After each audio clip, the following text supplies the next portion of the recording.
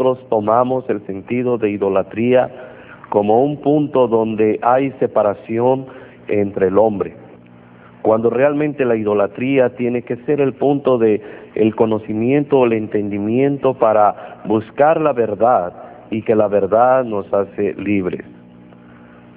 La idolatría en América, sin duda alguna desde los tiempos pasados, ha sido fuertemente impregnada por la naturaleza. Es por ello que estos hombres, en la cual la ciencia establece que hace 18,000 años establecieron en América sus culturas, sus pensamientos, sus formas, y empezaron a invadir nuevas partes de América, y se empezaron a formar los nuevos grupos étnicos dentro de esta América.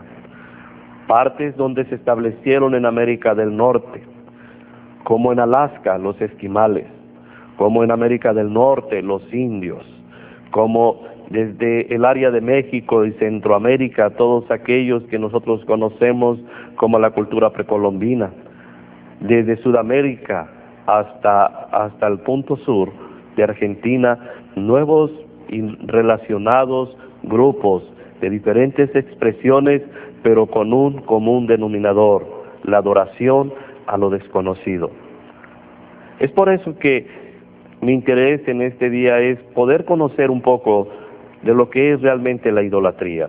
Y si usted me permite, voy a darle lectura a algo que en este tiempo hemos tomado y se ha tomado en los diccionarios para poder traducir lo que quiere decir idolatría. La palabra idolatría significa adoración tributada a dioses distintos de Jehová o a Jehová mismo, pero por medio de imágenes y prácticas tomadas de cultos extraños y prohibidos. En el Nuevo Testamento se aplica también a la excesiva valorización de cualquier criatura, de modo que ésta toma el lugar del Creador. La idolatría no solamente consiste en postrarse delante de una imagen, sino también en adorar a esas imágenes. Y esto es parte de lo que estos hombres en aquel tiempo practicaron y realizaron. Ellos tenían un sentido de adoración al sol, un sentido de adoración a la luna, a las estrellas, al árbol, al águila, al sol, al oso, al lobo. Los aztecas, ellos empezaron a sentir una nueva inclinación hacia otras áreas de adoración, y según los códices que existen, estos relacionan inclusive una creación, un sentido de un Dios poderoso, un Dios grande, un hombre que tenía la facultad de crear el hombre y de crear también la naturaleza.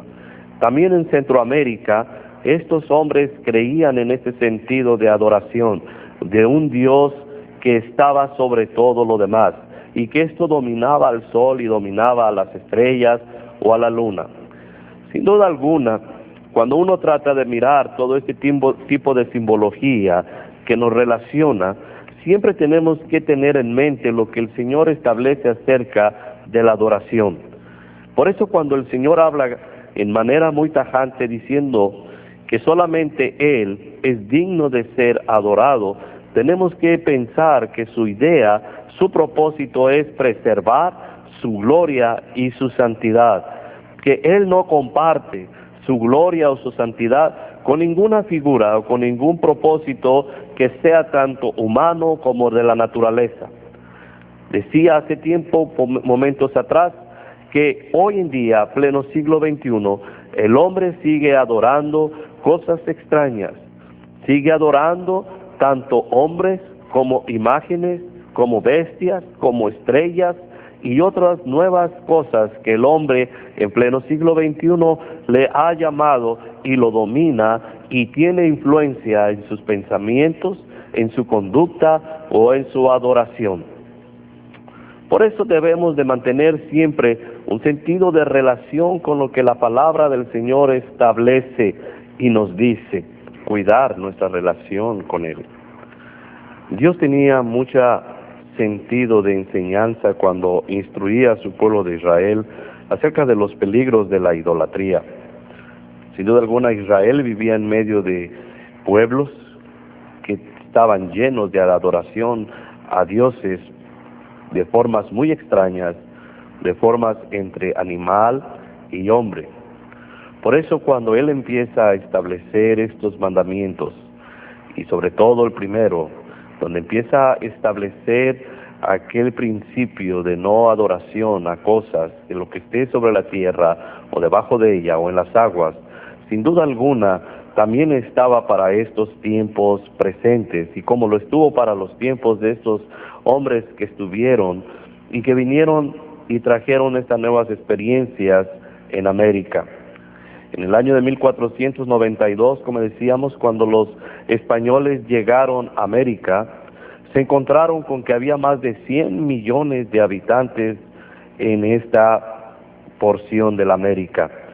Es un cálculo que establecen los nuevos estudios en los cuales esta gran multitud de pueblos esparcidos en diferentes áreas de América del Norte, Centro y Sudamérica, tenían expresiones de adoración muy elocuentes, algunas de ellas completamente alegres.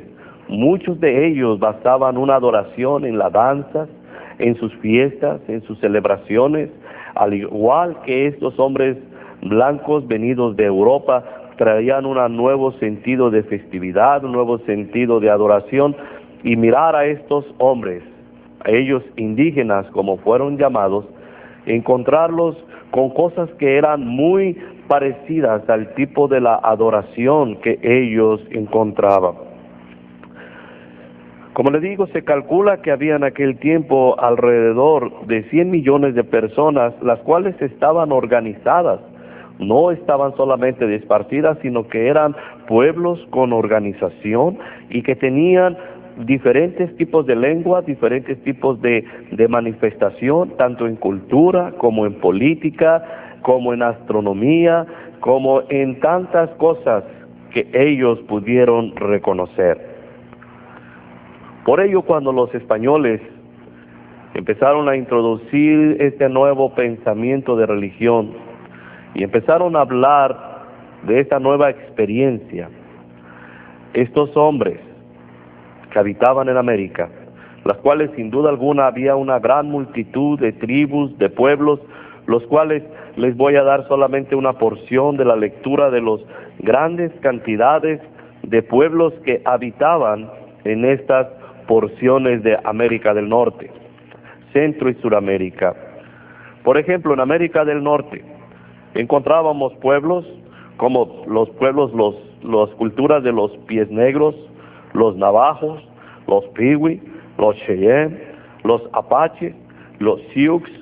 Muchos de ellos hablaban de un dios que era el principal de ellos, Manitou, el cual era adorado a través de sacerdotes también o de brujos llamados chamanes. Tenían un sentido de adoración por la pradera o los bosques, como lo mismo también adoración al oso o al águila.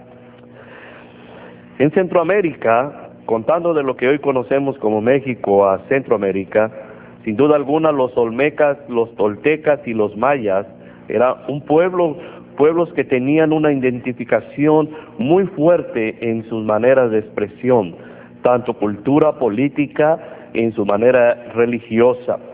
Pero sin duda alguna uno de los pueblos que más tenía un sentido de ser un pueblo que tenía un sentido más místico, un sentido más violento en su adoración, eran los aztecas, los cuales eran cósmicos. Ellos adoraban mucho la magia ceremonial, hablaban de los 5 soles, hablaban de su dios Quetzalcóatl, del Zipac, y hablaban también de los espíritus del maíz. Tenían una relación con el sol en el cual hablaban de los casamientos del sol. Sin duda alguna, mucho de esto tenía una grande influencia en todas estas partes de México, Centro y algunas porciones también de Sudamérica.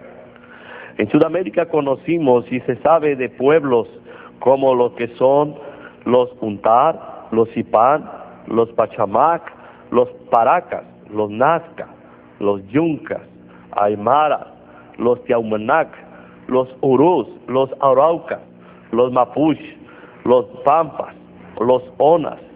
Sin duda, pueblos que estaban divididos y formados en toda esta porción que nosotros conocemos hoy como el continente americano. Dentro de su adoración, estos pueblos, dentro de su adoración y dentro de sus ritos, ellos tenían también costumbres del sacramento. Cuando los españoles empezaron a hablar sobre el sacramento, acerca de lo que era el cuerpo y la sangre de Cristo, encontraron que también estos hombres practicaban un cierto sentido de sacramentos, de bautizos también, de dedicaciones, los cuales eran practicados y dirigidos hacia sus dioses. Pero, ¿qué tiene que ver todo esto con nosotros hoy en día? Sin duda alguna, el hombre, desde tiempos pasados hasta hoy en día, siempre hemos hecho la pregunta, ¿qué hay acerca de lo que adoramos? Y cuando hablamos de la idolatría, nuestro pensamiento viene inmediatamente a las cosas que son imágenes y que son formas que el hombre ha dado. Pero, ¿por qué no miramos un poquito algunas de las imágenes que usted estará mirando dentro de un momento en este video? Y podrá mirar y encontrar que muchas de estas imágenes tenían formas verdaderamente horrorosas, algunas de ellas completamente violentas. Muchos de ellos, su relación estaba muy dirigido a todo el tipo de adoración que ellos tenían. Recuerde, por ejemplo, a los aztecas, sacando los corazones de los prisioneros que ellos tomaban para dedicárselo a su Dios. Hay historias también en las cuales nos dicen que pueblos también se dedicaban al canibalismo, que después de tomar prisioneros a otras tribus, se dedicaban a comerlos también. Pero, ¿qué es lo que Dios nos dice acerca de todo este sentido de lo que es la idolatría? El Señor, siempre tratando de cuidar a su pueblo de toda la influencia que había negativa, el Señor siempre animó a su pueblo a tener cuidado acerca de esa influencia que había en otros pueblos. Cuidaba mucho de que ellos no cayeran en el sentido de hacer imágenes de sus propios